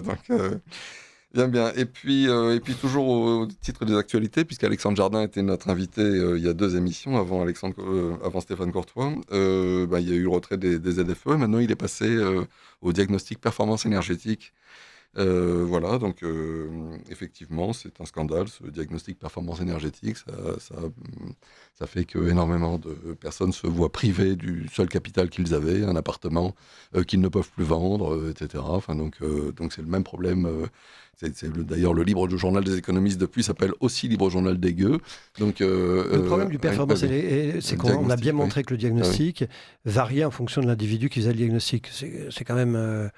C'est quand même incroyable, ça. Bien sûr, parce qu'en fait, moi je crois à la règle de droit quand elle est la règle de droit, c'est-à-dire pas quand elle est variable dans le temps et l'espace. Oui, bien sûr, évidemment. Non, normalement, elle ne devrait pas être variable dans le temps, elle l'est toujours un peu, mais en tout cas, sur l'ensemble du territoire français, normalement, c'est des lois d'airain, des lois simples. La France a besoin de stabilité, vous voyez. Bien sûr. On ne gère qu'avec une stabilité réglementaire, fiscale, et pas dans... le happening permanent. Oui. Et ne faudrait-il pas supprimer cette notion qui existe dans le droit français de marchand de sommeil ? Ne faudrait-il pas d'ailleurs supprimer les HLM et l'obligation de 20%, puis désormais 25% de HLM par commune ? C'est délirant. Écoutez, c'est un sujet qu'il faille... peut-être qu'on n'a pas le temps de le traiter tout de suite. Je vais vous donner ma proposition. Qu'il faille des logements sociaux, il n'y a évidemment aucun sujet. Il faut pouvoir loger tout le monde. Moi, ce que je reproche à la loi actuelle, c'est qu'elle fixe des objectifs aux communes sans prendre en compte l'état foncier réel des communes. Il y a des communes où il n'y a plus de place pour construire. Vous voyez, cette règle de 20% partout, 25% partout. Ce que je crois, c'est qu'il ne serait pas inintéressant qu'on puisse avoir une règle, non pas de 25% de logements sociaux dans une commune, mais peut-être de 25 ou de 20 ou 30, peu importe, sur le flux de construction. Le stock, en fait, c'est inatteignable. C'est une loi inatteignable. Et comme toutes les lois inatteignables, elles sont utilisées comme des arguments politiques et elles n'améliorent pas le quotidien des Français. Deuxième point sur le logement social, moi, je suis favorable à une chose très simple, c'est que les gens, quand ils sont dans le logement social, eh bien, ils puissent acheter leur logement. Ils puissent l'acheter. Ils puissent l'acheter parce que quand vous devenez propriétaire, eh bien, d'abord, c'est un saut en matière d'épanouissement personnel. C'est le vœu des Français. Ça permettrait aux sociétés d'HLM de se recapitaliser. Et enfin, troisièmement, eh bien, on sait que quand vous avez des propriétaires plus que des locataires, eh bien, les propriétaires font plus attention à la gestion de leurs biens.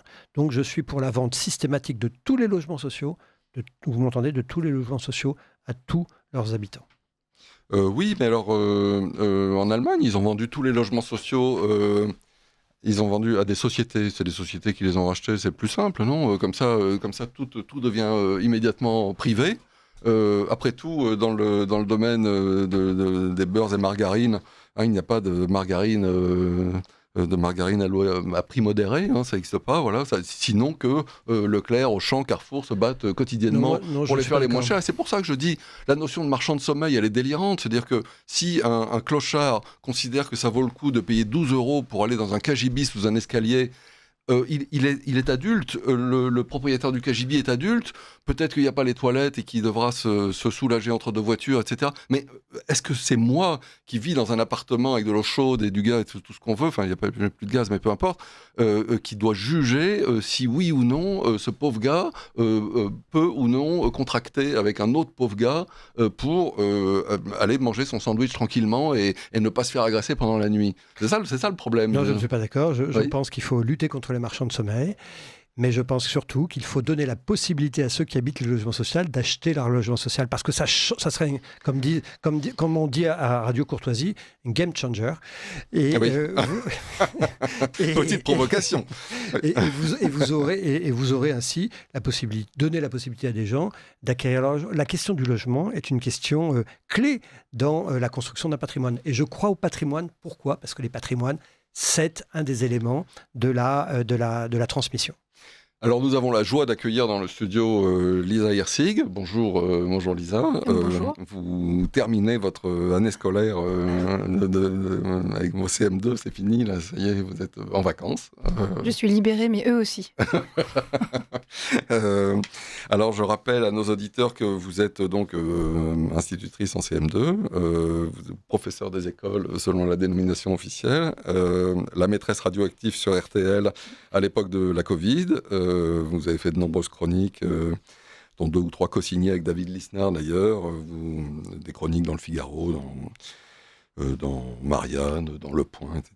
Et on vous voit souvent sur CNews. Vous avez écrit La Grande Garderie chez Albin Michel, un grand succès de librairie de l'an dernier. Et puis vous êtes aussi responsable de la communication de l'IREF, Institut de recherche économique et fiscale, depuis peu. Et donc bienvenue. Ça tombe bien d'ailleurs parce qu'on va peut-être parler maintenant des déserts médicaux. Et je crois que parmi les raisons des déserts médicaux, il y a peut-être la fermeture des écoles par les rectorats. Je ne sais pas ce qu'en pense Philippe Jevin, ce qu'en pense Lisa Hirsig. La question est où est la poule et où est l'œuf ? Parce que c'est sûr que quand il y a moins de médecins, il y a moins de plaisir à vivre quelque part, c'est plus compliqué, il y a moins de gens, il y a moins de justification d'ouvrir des classes. Mais quel jeune médecin va aller s'installer dans un endroit où il n'y a plus d'école communale ? Non, mais c'est-à-dire qu'à partir du moment où le rectorat décide que si on n'a pas 5 classes de 30 élèves pour faire le cours préparatoire, CE1, CE2, CM1, CM2, si un village est content avec ses 23 élèves et son institutrice ou son instituteur, je ne sais pas ce que vous en pensez. Est-ce que c'est normal de donner en fait le droit de vie et de mort au rectorat sur un village en supprimant une école comme ça, juste parce que le rectorat a décidé que ça devait être supprimé, et s'étonner ensuite, comme on le fait, que les médecins n'aillent pas s'installer dans des endroits où il n'y a plus d'école communale ? Philippe Jevin. Écoute, d'abord, les déserts médicaux, c'est évidemment multifactoriel, mais il y a quand même un élément très important dans la genèse des déserts médicaux, c'est que tout simplement, on ne forme pas suffisamment de médecins quand on compare à la population et à la population malade et au vieillissement de cette population. Les Britanniques, c'est simple, en France, on forme à peu près 12 000 médecins par an. Les Britanniques faisaient à peu près comme nous et ont décidé d'en former de l'ordre de 20 000, quasi doublement. Oui. Pourquoi ? Pour plusieurs raisons. D'abord, un médecin qui part à la retraite doit être remplacé, un médecin libéral, par 2 ou 3, compte tenu de l'aspiration des jeunes générations à travailler différemment, c'est-à-dire moins. Deuxièmement, la population augmente. Troisièmement, elle vieillit. Et quatrièmement, il y a des spécialités nouvelles qui ouvrent et qui prennent sur le stock des médecins qui existent. Je vous donne mon exemple personnel. Moi, je suis professeur d'anesthésie et de réanimation. Donc, il y a 30 ans, on m'apprend l'anesthésie et réanimation. On invente une spécialité qui est la médecine d'urgence. Et on dit, il faut du monde pour y aller. Donc, je lève le doigt, on me dit, vous y allez. Bravo. Un anesthésiste en moins. Un anesthésiste en moins. Oui, et donc, bien sûr. Et il est probable que dans 10 ans, dans 20 ans, dans 30 ans, vous allez avoir des pratiques médicales nouvelles qui font qu'on va manger dans le stock des médecins. Et donc, tout ça contribue au fait qu'on a moins de temps médical. Et enfin, il y a l'administration qui prend beaucoup de temps, qui fait que les médecins sont submergés. Donc, je pense qu'il y a déjà d'abord ça. Alors après, que la disparition des services publics, l'école, mais il n'y a pas que l'école, la disparition des services publics dans certains endroits fasse qu'on a moins envie d'y aller, ben ça va de soi. Mais vous voyez, je pense que le fait générateur, c'est d'abord qu'on n'en forme pas assez. D'accord, enfin, oui. Il y a quand même une double persécution dans la mesure où même si on voulait continuer de vivre à la campagne, on ne pourrait même plus instruire ses enfants à la maison. C'est-à-dire que pour justifier, pour avoir le droit d'instruire ses enfants en famille, mais il y a 4 motifs, je crois, pour instruire les enfants en famille, qui sont le harcèlement, le fait d'avoir un double cursus, par exemple le sport ou la musique en plus de l'école, mais il n'y a pas l'isolement, il y a l'itinérance.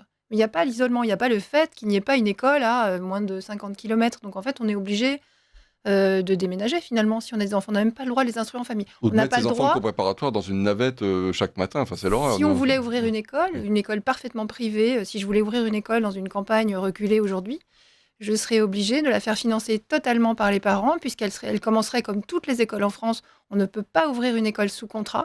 On doit ouvrir une école hors contrat, même si elle applique les programmes, même si elle recrute ses professeurs parmi d'anciens professeurs. Elle doit, pendant 5 ans, subir la situation d'aller chercher, d'aller lever des fonds, etc. Et donc, c'est la double persécution. C'est-à-dire que ces gens qui sont à la campagne et qui sont sans doute déjà privés je sais pas quoi, de postes, de supermarchés, etc., s'ils voulaient vraiment rester là, ne pourraient pas. Je suis absolument d'accord avec vous. Une des solutions, c'est effectivement libérer la possibilité d'ouvrir des écoles privées. C'est assez dingue. Moi, j'habite dans un département très urbanisé qui sont les Hauts-de-Seine. J'ai été maire d'une commune des Hauts-de-Seine pendant longtemps. Quand vous ouvrez une classe dans une école privée sous contrat, vous devez en fermer une autre ailleurs. C'est absurde, alors qu'il y a des besoins. Bien sûr. Et là, vous parliez du marché tout à l'heure. Je crois qu'effectivement, il faut prendre en compte tout simplement les désirs des parents. Ce sont les parents qui doivent décider là où on met leurs enfants. Malheureusement, ils sont limités. Mais il y a beaucoup d'idéologie là-dessus. Je vous rappelle qu'il y a quelques décennies, il avait été question de supprimer l'école privée sous contrat. Et en fait, ce qui traîne derrière, c'est toujours de dire « Ah mais non, on ne veut pas la supprimer, mais en réalité, on lui casse les pattes. » Non, libérer l'enseignement, c'est ce que je disais tout à l'heure avant que vous n'arriviez. Je parlais de l'exemple de David Cameron en Grande-Bretagne, qui avait créé ce qu'il appelle les free schools, où les parents avaient le droit, en fait, eux-mêmes, d'ouvrir, avec l'aide de l'État, des écoles publiques libres, en fait. Ça s'appelait comme ça. Et c'est un des éléments du programme Cameron intéressant, parce qu'en fait, il exprime quoi ? Le fait qu'on fasse confiance aux individus. La France est un pays qui ne fait pas confiance aux individus. Faites confiance aux parents d'élèves, aux professeurs. De la même manière, alors vous êtes professeur, donc je fais très attention à ce que je dis, mais moi, il me semble que les professeurs doivent être libres de leur technique pédagogique. Tout à fait. Mais libres de leur formation, d'ailleurs. Alors, de leur formation, je préférais un professeur qui a été bien formé plutôt qu'un qui... C'est pour ça que vous choisiriez plutôt pour votre enfant une école. Ce que je propose depuis longtemps, moi, c'est qu'on supprime le concours et qu'on forme les professeurs, comme dans de nombreux pays, plus longtemps, c'est-à-dire plus rapidement dans leur cursus. À partir si on va en Finlande, par exemple, qui est exemplaire en la matière, on prend les étudiants un peu plus tôt qu'en France, c'est-à-dire on n'attend pas qu'ils aient passé un master. On les prend à 18-19 ans, on les forme pendant 4 ou 5 ans au lieu de les former pendant 1 an. Et à la fin, ils passent un examen. Ensuite, ils sont sur une liste d'aptitudes. Il n'y a pas de système de concours. Et vous ne choisissez pas la carrière de professeur pour le restant de votre vie. Et si vous partez, vous êtes fâché pour toujours avec l'éducation nationale. C'est le cas en France aujourd'hui. Donc, on peut avoir des gens qui passent un examen. Donc, ils ont le niveau pour enseigner. Ils sont sur une liste d'aptitudes. Ils peuvent, pourquoi pas, geler leur entrée dans le métier pendant, 5 ans. Ils ont envie de voyager, de monter une boulangerie, que sais-je.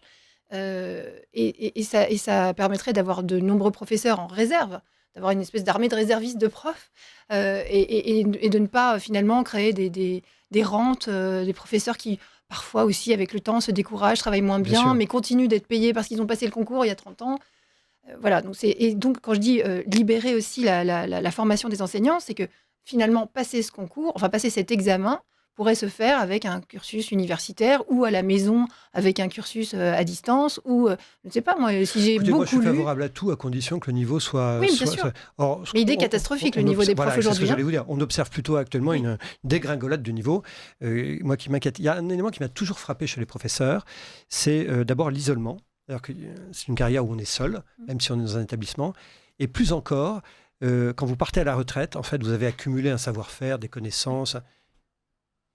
Et brutalement, en fait, tout ça est perdu et jeté à la poubelle. Oui. Il n'y a pas de cette phase où on peut transmettre. Et vous voyez, les médecins hospitaliers ont beaucoup de défauts, mais nous avons au moins cette qualité, c'est que nous travaillons en équipe. Et moi, j'ai passé le week-end à l'hôpital. Là, samedi, dimanche, j'étais de garde. J'étais avec des jeunes. J'ai l'impression de leur avoir appris, en tout cas, apporté des choses qu'ils n'avaient pas eues dans la faculté de médecine, parce que moi, j'ai vécu des choses en 30 ans de médecine. Et il me semble que dans l'éducation nationale, ça manque, ça. Oui, et d'ailleurs, les professeurs qui partent à la retraite sont très tristes de partir avec tout leur... J'ai une collègue qui est partie il n'y a pas très longtemps, il y a 2 ans, et on lui a même demandé de ne pas laisser tous les classeurs, tous les manuels, toutes ses notes, tout ce qu'elle avait dans sa classe. On lui a demandé soit de les détruire, soit de les rapporter à la maison, de ne pas les laisser là, alors que les remplaçants, puisqu'elles étaient 2 pour remplacer, personne ne voulait travailler à plein temps sur ce poste-là, auraient été sans doute ravis. Donc on a dû tricher, c'est-à-dire qu'on a tout planqué dans ma classe et on a tout redonné après. Mais c'est triste quand même, c'est vraiment du bizutage. C'est une société qui n'aime pas la transmission. Bien sûr. On le voit à tous les points. On a parlé de l'héritage tout à l'heure. Oui, tout à fait, bien sûr. En fait, tout est lié. On n'aime pas la transmission. On a ce fantasme que chaque génération est une feuille blanche qui réinvente tout. Et c'est une très grande erreur. Et que c'est la République qui va former les enfants dès 2 ans. Voilà, surtout pas laisser les parents leur transmettre, ou les grands-parents leur transmettre un héritage quelconque. Si on parle d'éducation, il y a évidemment 1000 choses. Mais par exemple, il me semble qu'un des éléments clés, c'est qu'on a fait croire pendant longtemps que l'enfant devait être au centre du système, ou les parents, ou les profs. Non, le centre du système, c'est le savoir.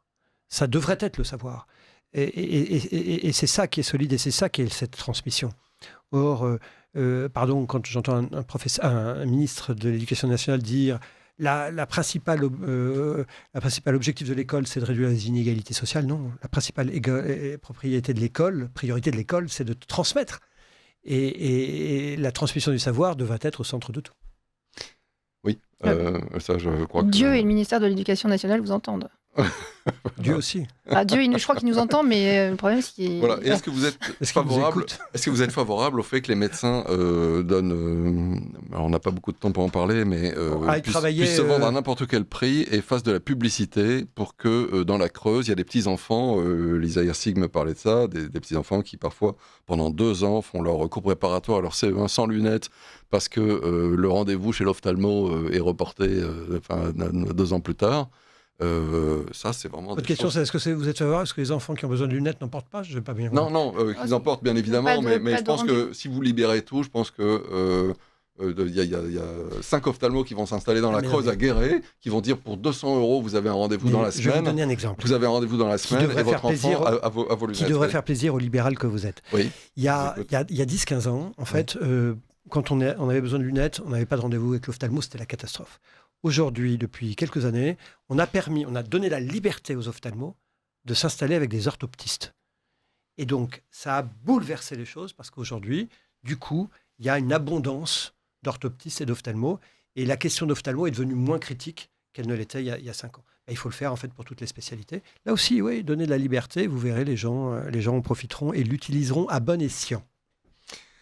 Fort bien. Donc, est-ce que la liberté de publicité pour les médecins ou ça vous choque comme médecin? Il ferait de la publicité pourquoi? Pour dire, vous avez un rendez-vous dans la semaine pour 200 € si vous allez à Guéret cette semaine. Machin. En fait, alors c'est interdit pour des Aujourd'hui, c'est interdit. Oui. Le Conseil de l'ordre des médecins pratique, interdit. Vous savez, connectez-vous sur Doctolib. Et sur Doctolib, vous verrez que le docteur X peut vous recevoir demain, donc c'est de la publicité, alors que tel autre peut vous recevoir dans 6 mois. Donc, la publicité, pourquoi pose-t-elle un problème aux médecins? C'est que quand vous faites de la publicité, vous ne savez pas où vous vous arrêtez dans l'argument qui est utilisé. Et je ne voudrais pas qu'on retrouve les petites annonces du début du XXe siècle dans les journaux où vous voyez, allez voir le docteur machin, spécialiste de la toux et de la douleur abdominale ou qui va vous arracher la dent sans douleur. Attention, la médecine n'est pas une activité foraine et d'amusement. Et c'est pour cela. Je n'en dis pas tant. Et c'est pour cela qu'il faut se méfier de la publicité parce que vous ne savez jamais ce que vous allez mettre dans le message publicitaire. En revanche, qu'il y ait une transparence sur la disponibilité des médecins, c'est une nouveauté, ça aussi. Doctolib vous paraît évident aujourd'hui. Il y a 5 ans, c'était quelque chose d'inimaginable. Oui, les choses évoluent, tant mieux. Fort bien. Je regrette un petit peu, on n'a pas le temps de parler de Carmat, puisque Carmat disparaît, c'est les cœurs artificiels, pour un manque de 3,5 millions d'euros. Pour un problème de trésorerie. C'est peut-être que le besoin, le besoin n'était pas aussi évident que ça. Peut-être que c'est ça la vraie raison de Carmat. Fort bien. Et bien voilà, nous sommes arrivés au terme de cette émission. Je vous remercie. Je suis encore désolé de ne pas avoir pu faire intervenir les auditeurs. Je vous retrouve le 6 août avec Antonin Ferreira-Roche, fondateur de l'Institut pour l'audace politique. Les invités d'aujourd'hui étaient Philippe Juvin, médecin et élu, et Lisa Hirsig, en fin d'émission, institutrice et essayiste. Et je vous donne rendez-vous donc au 6 août. D'ici là, restez à l'écoute de Radio Courtoisie.